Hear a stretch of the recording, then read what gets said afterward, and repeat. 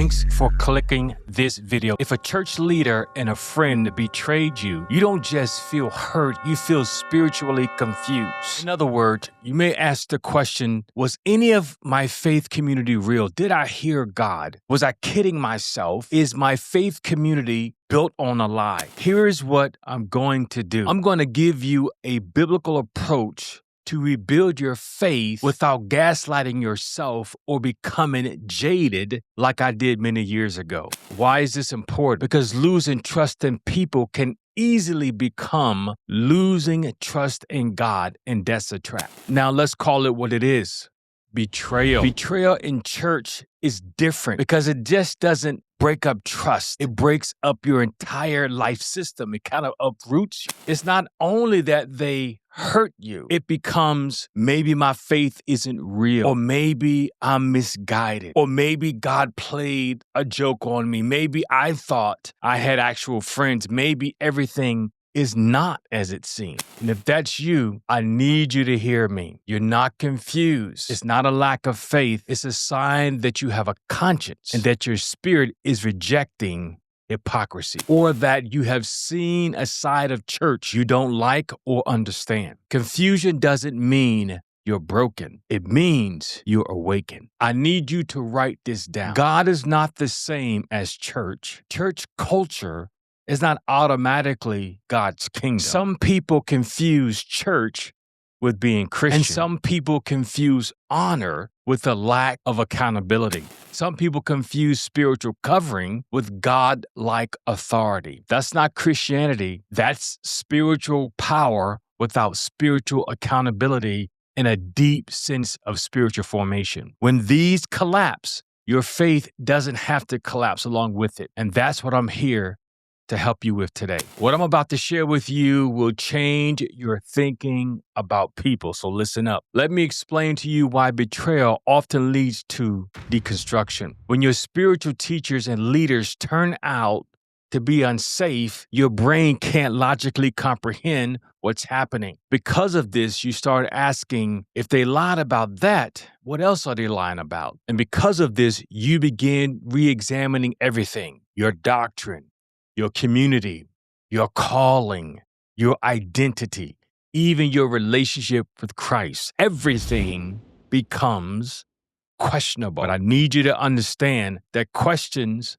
are not the same as rebellion. It's your mind trying to survive the contradiction. But here's the danger. You can deconstruct in a way that becomes freedom and a deep faith in Christ, or you can deconstruct in a way that becomes an identity crisis. So I'm going to give you a process that helps you to protect your spirit. I need you to listen up because this is going to help you. First, I need you to recognize the harm as spiritual trauma. Be specific. What did they do? What did it cost you? What did it make you believe about yourself and about God? You can't heal until you begin to name what it is. Now, here's the thing about betrayal. It usually rides on a counterfeit gospel that says if you question leadership, you're disobedient. That's wrong. If you leave the church, you're abandoning God. That's wrong. If you forgive, you must immediately reconcile. That's wrong. If you are mature,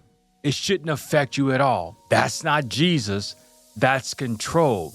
Jesus doesn't fear your questions. Jesus doesn't need manipulation to keep you faithful. Remember this, if it takes fear to keep you there, it's not God keeping you, it's something else. Now, this is the key that will change everything. Anchor in Jesus. What do I mean? Return to Jesus, not the institution first. Read the Gospels like Matthew 5, where your rebuilding doesn't start with a debate. It starts with the person of Jesus Christ. And when you read the Gospel, ask these questions. How does Jesus treat people? How does Jesus confront hypocrisy? How does Jesus handle power? Because the Jesus of the Gospels is not nervous about your betrayal experiences, your confusion, or your pain. Your faith is not dying, it's being purified from things that are really not true. Now, this is where people often mess up when they're going through deconstruction after betrayal. They think healing means to go back to church quickly. I'm going to say no. Here's a pro tip. Forgiveness is internal. Trust has to be earned, and access is conditional. Listen, rebuilding your identity is very important, and it must be done in a way that goes through this process. Who am I when I'm not trying to please people? What values do I actually believe and live by? What kind of community do I require to move forward that I can support and that can support me? I like to tell people, don't just go find a new church. This will also help you learn how to spot healthy leadership, healthy friendship, and healthy churches. Listen, the goal isn't to be spiritual and naive. The goal is to be a loving, wise, and a passionate follower of Jesus Christ. Now, I'm gonna need you to go one layer deeper. This will teach you everything you need to know about Jesus instantly. Betrayal isn't always a person. Sometimes it's a system. It's the unconscious behavior of an organization that you are connected to and that connects itself to you. So unhealthy churches often protect, watch this, image over truth, loyalty over integrity, growth over safety, and charisma over character. Your recovery isn't just a personal thing, it's more development. It's knowing where and when and whom to connect yourself to and with. So part of your healing is learning also to say, I'm not just participating in a system that produces bad theology and bad ethics for people in the long run, but I'm trying to do something different. This is not bitterness. This is what discipleship actually looks like. So this week, I need you to think about these three things. I need you to write down your betrayal story in 3 paragraphs. You have to do the work, okay? Write down exactly what happened. No fiction, just facts, no theology, no excuses.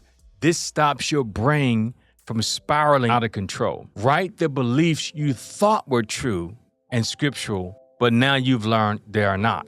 For example, if I set a boundary, I'm unloving. Perhaps you thought about that before, but now you replace that with love without wisdom is not love, it's a lack of self-care. I need you to also set one boundary sentence. This is an example. I am willing to forgive, but I'm not willing to pretend it didn't happen. Here's another one. I'm stepping back from helping you guys out so that my spirit can remain healthy. Listen to this because it is important. If they call your boundaries rebellion, that tells you everything you need to know about a relationship, about a church, or about any organization you connect yourself to. Now, if you're in a place that you feel lost or you feel confused or you're still going through deconstruction, you don't need a debate. You need repair. You need a community. You need a place where you can rebuild with honesty,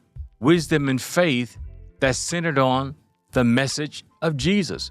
You need community. I've put the link below for you to sign up for. I've also pinned a comment for your next steps. I can help you cover the exact situation that you're going through, right? So drop the word real below. Which one of these situations are you facing? I'm here to help you. We're going to rebuild without denial and without losing our faith in Jesus Christ. Don't forget to subscribe and watch the next video that's popping up. Until next time, salute. Peace. I need that peace of mind. A wise man once told me, seek it and ye shall find. I guess I'm walking blind. Even if I couldn't read, I read between the lines. That's called even at odds. I just leave it to God. I'm not